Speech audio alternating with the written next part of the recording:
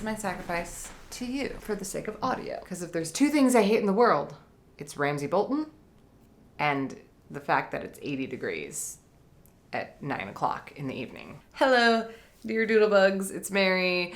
It's Game of Vlogs, where we talk about the most recent episode of Game of Thrones. It's so unreasonably hot in Los Angeles. I can only assume the dragons are on their way. As always, this is a very spoiler-ridden episode, so if you're not caught up with Game of Thrones, we're talking about season 6, episode 9, and you can always click away to something else or stick around and watch whether or not you've seen it. Too hot to think of cleverness. All right, we're spoiling this thing in 5, 4, 3, 2. All right, season 6, episode 9, Battle of the Bastards. It's amazingly made. I think this was, of this season, the most beautifully shot and directed and executed episode of them all. And it's one of those rare episodes that you walk away from feeling good about things. I mean, there's tragedy, but we got so much awesomeness going on. Jon, you know nothing but victory, Snow. Sansa, who let the dogs out? Woof, woof, Stark. And Daenerys, come and ride the dragon and ride it, whoop, whoop, Targaryen. Quad City DJs reference. Sticking it to Rickon Stark. That's a really sad nickname. The Giants MVP, 1-1. Almost won that battle all by himself. Throat tearing Tormund, and of course, Ramsay should have been Bolton from that battle. Snow. Gotcha! Where to begin? Let's begin where we left off. In the previous episode, we are at the very beginning of a battle for the city of Meereen, and Daenerys has returned, and now she's got all 3 dragons flying free, and she's riding them, and this is exactly what we've been wanting to see, and we've been fantasizing about it for so long, and it's finally here. I am, in a very twisted way, a fan of the theory that Daenerys is going to become the new villain of this universe, because the Targaryens do have a history. The going insane and murdering everyone gene is a dominant gene in the Targaryen family, and Daenerys is showing a little bit more of the half-lidded coldness. And we get the scene where the masters come ashore to parley with Daenerys, and of course she's like, I'm not the one surrendering, you're surrendering. And she makes that great exit. Some people say you gotta make an entrance, but really the exit is also very important, particularly for the one of 3 people that you leave alive to tell the story of. Killmaster number 1, Killmaster number 3, number 2, you get to live as number 2. Now go tell your story. Go get a book deal. It'll be great. And if it couldn't get cooler, we get Theon and Yara in Meereen in the presence of Daenerys with Tyrion. It's a cool moment for the fans, and you get to see this parallel. I never thought of the similarities and the parallels between Daenerys and Yara in their story, and you definitely get the sense that Daenerys is totally a little bit, just a tiny bit biased toward Yara and her struggle. I think she's gonna take Yara over the big old D that's supposedly sailing her way. Been there, done that. She doesn't need that. She doesn't need that. She's got like all the other things, like Dario. No, she can find better Ds. Jorah. It's going to be very interesting to see, though, what can Yara actually deliver on, and if her people are going to get behind her, because the people of the Iron Islands have a strong, long, and proud history of raping and pillaging people. And if Yara is going to completely alter that culture, that might make things a little bit difficult. You know, we got girls in charge. Girl power. You know, it's like the Spice Girls. Daenerys can be Baby Spice. Yara's our sporty Spice. She's wearing pants. Cersei can be posh. Sansa can be Ginger Spice. And Missandei has to be Scary Spice. Because white people aren't creative. Okay, Winterfell. Sansa has dominated. I know before this season started, Sophie Turner in interviews did mention that this was a big season for her, and you do see she's come back. And in that scene before the battle when they're gonna parley with Ramsay and he rolls up like, you all don't have to die, and I'm making threats. I'm gonna feed you to my dogs. Sansa's just cold, stone cold, stone cold. And can we talk about how stone cold she is when she's advising Jon, and she pretty much tells him our little brother is good as dead. He's gonna die one way or another. She knows that he can and will do the worst of the worst to her littlest brother, her baby brother, and she must have thought about this for a while because she seems to have come to terms with it and accepts this as a reality and knows that Ramsay's gonna play with Jon's emotions. Jon Snow, I love him so much, but he's such a reactionary person. He knows nothing, but he's a very skilled warrior. He's a good fighter, and he's got some great luck. Him and Sansa make an exceptionally great team. And through this battle, we do see that Jon does disregard some of her best advice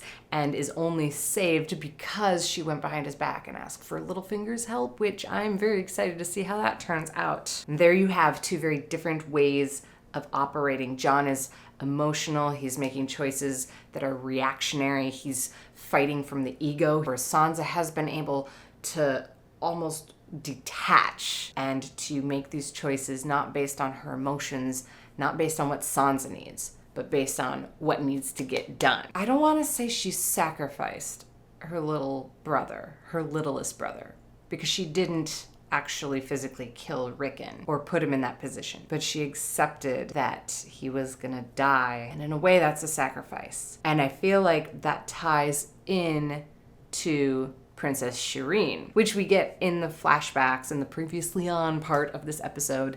That was highlighted very much. Before the battle begins in this episode, Sir Davos stumbles upon the site where Princess Shireen was burned alive by her father, and he finds the little toy that he gave her long ago. And remember, the only reason Shireen was burned alive by her own parents was because Melisandre, the Red Woman, interpreted that royal blood must be sacrificed in order to get a victory. And as we know, she bet on the wrong horse. She thought it was all about Stannis, which it wasn't. So it was Rickon, the royal blood, that needed to be sacrificed and let go in order to achieve a victory of Winterfell.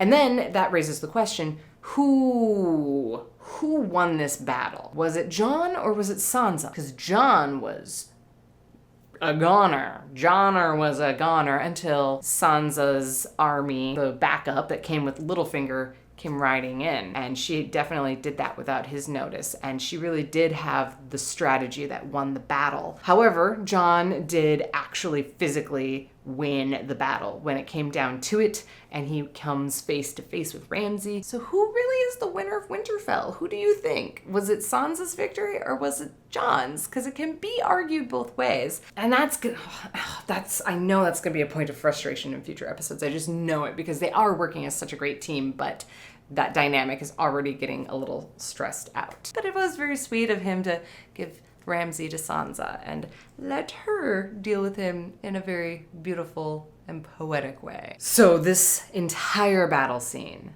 was amazing. And we don't really get a lot of battle scenes in Game of Thrones, which does seem a little counterintuitive when you explain the series to people who don't watch it. And I get that, like, it's a big production and they did a great job of it. There's that beautiful single shot of Jon just staggering through the confusion of war as horses are knocking each other out and he's almost dying but not dying, and he's killing but not killing, and it's just madness. And at some points it's very obvious there's some digital magic going on back there. But even when we're pointing it out, we're like, oh yeah, that's clearly green screen. Oh my goodness. Very effective and very beautiful. And if you are a big fan of this kind of stuff, I know I've said it before, but you should check out a podcast called Hardcore History by Dan Carlin. And there's a very particular one, the Punic Wars. The wars, 3 wars between Rome and Carthage. The more hardcore history I listen to, the more I appreciate Game of Thrones and how much George R.R. Martin has pulled from actual historical events. And that's amazing.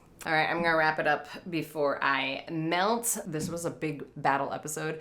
There's a lot of deaths out there. Rest in peace, Rickon Stark. Rickon, we hardly knew you. But it's probably why we feel more sad about Wun the Giant. Wun the Giant, you've won Winterfell for the tiny peoples. And rotten hell, Ramsay Snow. And the Masters. And all you jerk peoples. That was the most satisfying ending to an episode. Even the dog looks so sweet and so happy. And I'm like, yes, yes, please. Eat him. Eat your former master. How poetic. I gotta remember that one for the next person who crosses me. Oh no, that's cool. I'm not mad or anything. Do you have dogs? Chihuahuas, huh? Even better. Because like chihuahuas would take a week to get through their owner. And we do have a death pool winner. Obviously, there are a lot of suggestions, a lot of speculation last week. A lot of people thinking that Grey Worm was gonna get it, or Sir Davos. I think Sir Davos was one of the top people on the list. And I completely thought he was gonna die in this episode with all the emphasis they were putting on his character, but woo! And before we get to the death pool winner, I'm gonna quick rattle off my favorite scene was, of course, that last scene where Ramsay gets eaten by his own dogs. It was so satisfying, and Sophie Turner looks so beautiful. And of course, most hated character, Ramsay Bolton. So good riddance. Most loved character, it's Sansa. I never thought I would say this. If somebody was like, who's your most favorite character on Game of Thrones? Never in my life did I think I would say Sansa Stark. Sansa Stark, you are potentially the Claire Underwood of the North. That's exciting. All right, you know what else is exciting?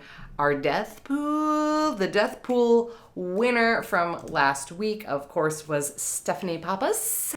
And I drew a picture based on her suggestion. Stephanie says, so remember how Jaime Lannister threatened Edmure with throwing his baby over the castle walls with a catapult? Well, I think there's actually one character who deserves that, and it's the late Lord Walder Frey. Could you draw the Tullys actually winning the siege and launching Walder Frey out of a catapult? I don't know. Feel like that would be really funny. And I will be posting that drawing on my Tumblr page and Instagram if you want to give it a longer look. The link is in the description below. And now finally, this week's death pool winner. I picked one of the correct guesses at random, and that is Chris Gren. Chris Gren. Gren? Same Gren who's at the wall? I don't know. Chris, if you want to leave a comment on this video of what you want me to draw, I will feature it in next week's video. It doesn't have to be Game of Thrones themed, but if you want that, that's cool. I will draw anything you want me to draw. Thank you for playing the Game of Thrones death pool. Anybody want to play along? Leave a comment with the name or a very accurate description of one character that you think is gonna die in next week's episode, season 6, episode 10.